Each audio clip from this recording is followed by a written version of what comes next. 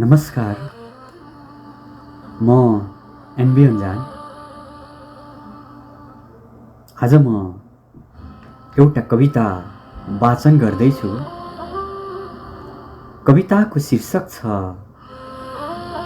प्रेम दिवस र रातो गुलाब।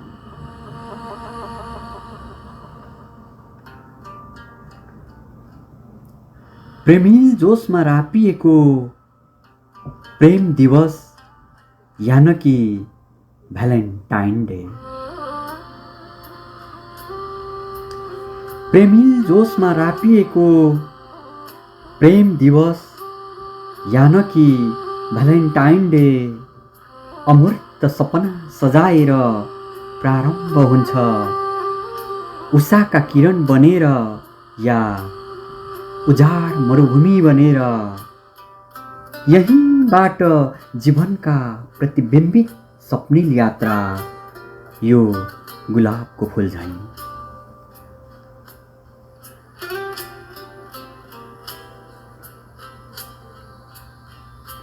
लैला मन्जुलको प्रेम होस् या मुना मदनको प्रेम, या त काले र भुन्टीको भावनात्मक प्रेम होस्। आखिर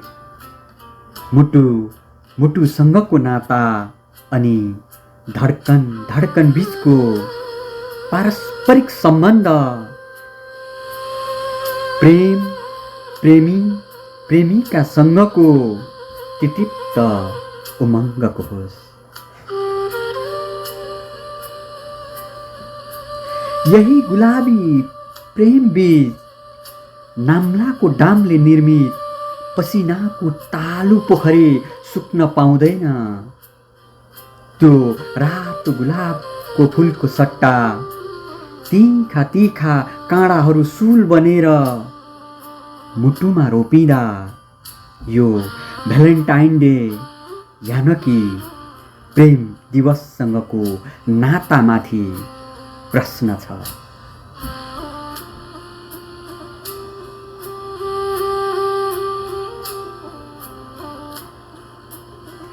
त्यो रातो गुलाबको फूलको सट्टा तीखा तीखा काँडाहरू सुल बनेर मुटुमा रोपिँदा यो भ्यालेन्टाइन डे यान कि प्रेम दिवससँगको नातामाथि प्रश्न छ। प्रति उत्तर आउँछ भने मुटुमा बिजेका काँडाहरू फूल साबित हुन सक्छ तिम्रो प्रेमिल यो गुलाबी मुस्कानमा माया।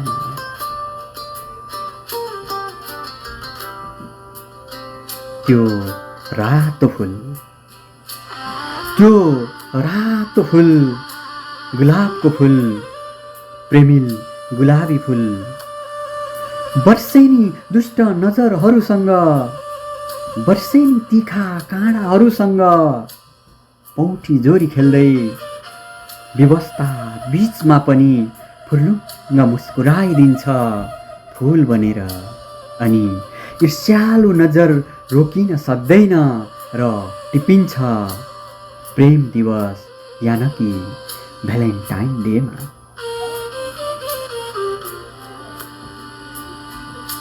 ईर्ष्यालु नजर रोकिन सक्दैन र टिपिन्छ प्रेम दिवस यान कि भ्यालेन्टाइन डेमा। प्रेमको सूचक प्रेमको प्रतीक रातो गुलाब स्वीकार्ने कोही छ? तर विवश सदा झैं यो घायल मुटु हावाले भरिएको बेलुन झैं पट्ट फुट्छ।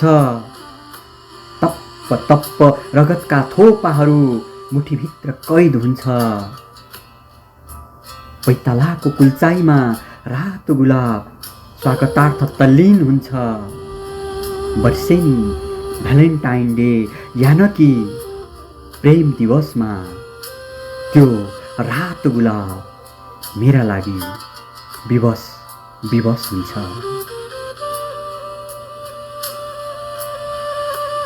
वर्षेनी भ्यालेन्टाइन डे यान कि प्रेम दिवसमा त्यो रातो गुलाब मेरा लागि विवश विवश हुन्छ। धन्यवाद।